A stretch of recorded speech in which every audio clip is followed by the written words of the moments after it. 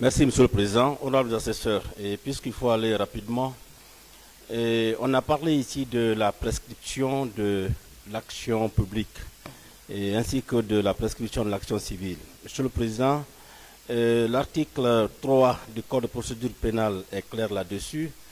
En matière de crime, l'action publique se prescrit par 10 ans à compter du jour où le crime a été commis.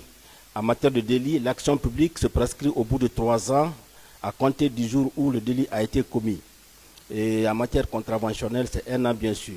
Monsieur le Président, par rapport à cette question de prescription, il faut se référer tout de suite à l'intitulé de l'ordonnance qui vous saisit. Et cette ordonnance est intitulée « Ordonnance de requalification de non-lieu partiel et de renvoi devant le tribunal criminel ». Il va sans dire que des faits délictuels ont été commis en même temps que des faits criminels. Et dès lors que le tribunal criminel est saisi, ce tribunal-là est compétent pour examiner les faits délictuels qui ont fait l'objet de renvoi devant lui. Et ce qui a été fait, Monsieur le Président, et puisque dans l'ordonnance, il y a des faits délictuels qui sont visés, les faits criminels sont visés, vous êtes là, vous êtes en formation criminelle, Monsieur le Président, vous avez bel et bien la compétence de juger ces affaires délictuelles-là.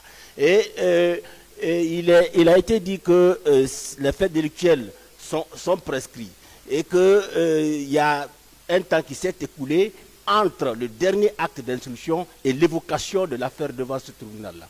Ce qui est évident, Monsieur le Président, c'est que la Cour suprême a rendu son arrêt et dès que la Cour suprême a rendu son arrêt, il ne s'est pas passé plus de 10 ans pour que l'affaire connaisse sa première évocation devant ce tribunal. Ça veut dire, Monsieur le Président, qu'il n'y a pas de prescription. Vous avez bel et bien la compétence d'examiner cette affaire-là. Ensuite, on revient sur la requalification. Et on en a toujours parlé, Monsieur le Président. Ce qui est évident, c'est que dans cette affaire, il faudrait bien qu'on aille à la requalification. La requalification n'a autre but que de restituer aux faits dont l'examen est soumis au tribunal leur véritable qualification.